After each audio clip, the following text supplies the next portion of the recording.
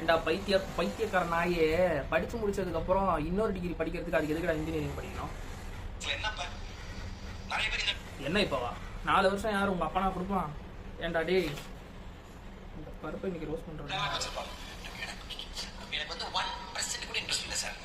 Sarcasm பண்றான், sarcasm. டேய் என்னம்மா இது, என்ன இயர்மா படிக்கிற? 4th year. ஏன் ஃபர்ஸ்ட் இயரே போக வேண்டியதானே? அப்படி போயிடுச்சு சார்.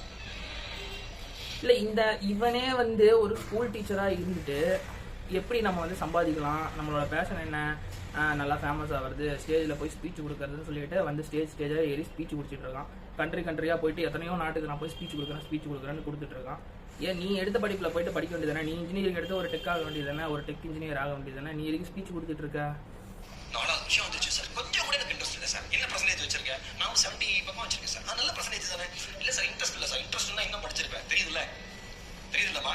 இன்ஜினியரிங் காலேஜில் சேர முடியலையேன்னு லட்சக்கணக்கில் கோடிக்கணக்கில் வருத்தப்படுற அப்படிலாம் இல்லையே, ஜஸ்ட் பாஸ் ஆனாலே நிறைய வேகன்சி நிறையவே இருக்கு.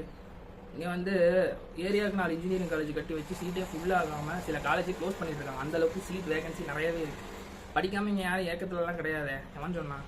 நல்லா படிக்கிற, உங்களை விடவும் நல்லா படிக்கிற நிறைய பெண் பிள்ளைகள் இந்தியாவினுடைய வீதிகளெங்கும் இருக்கிறார்கள்.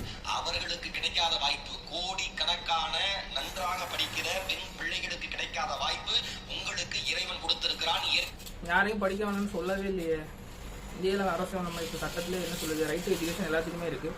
நல்ல கட் ஆஃப் நல்ல சென்டம் வாங்குறவங்க அண்ணா யூனிவர்சிட்டி மாதிரி ஃப்ரீயாகவே காலேஜில் படிச்சுட்டு இருக்காங்க. யாரும் இங்கே வந்து படிக்க முடியாமல் யாரும் இங்கே கஷ்டப்படலையே. கொடுத்திருக்கிறது தாய் தந்தை கொடுத்திருக்கிறார்கள். அதை பெஸ்ட்டாக பயன்படுத்திக்கிறது என்னோட ரெக்வஸ்ட். அப்புறம் என்ன, தாய் தந்தை யாரா கொடுக்க சொன்னா? முதல்ல அவனுக்கு என்ன இன்ட்ரெஸ்ட்டோ அதை கேட்டு படிக்க வைங்க. உங்கள் இன்ட்ரெஸ்ட்டுக்கு இன்ஜினியரிங் படிக்க வச்சுட்டு அப்புறமா அவனுக்கு இன்ட்ரெஸ்ட் இல்லைன்னு ட்ராப் அவுட் ஆகிறது, கட்டின காசு வேஸ்ட் ஆகிறது. இன்ஜினியரிங்க்கு ஒரு வருஷத்துக்கு ஆவரேஜாக 1 லட்ச ரூபா, 4 வருஷத்துக்கு 4 லட்ச ரூபா. ஈரோடு மகேஷ் உங்கள் அப்பனா தருவார் 4 லட்ச ரூபா.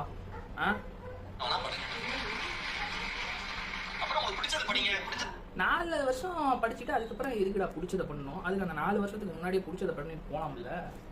இந்த மாதிரி பைத்தியக்காரனுங்க பேச விட்டு கிளாப் பண்ணி தான் இந்தியாவில் 15 லட்சம் பேர் படிச்சுக்கிட்டு இருக்காங்க இன்ஜினியரிங் வருஷத்துக்கு. 15 லட்சம் பேர் வரேன். பண்ணுங்க, அம்மா அப்பாட்ட சொல்லுங்க, நீங்க படிக்க வச்சீங்க, நல்லா படிச்சிட்டேன், ஓகேவா? இப்போ எனக்கு பேஷன், என்னோட டைம் ஸ்டார்ட் ஆயிடுச்சு, சொல்லுங்க, அக்செப்ட் பண்ணுவாங்க. நீங்க என்ன மயிரில் பண்ணுவானுங்க அக்செப்ட். எதிரி மாதிரியே அம்மா பார்க்க கூடாது. இந்த வயசு அப்படிதான்டா பார்ப்போம்.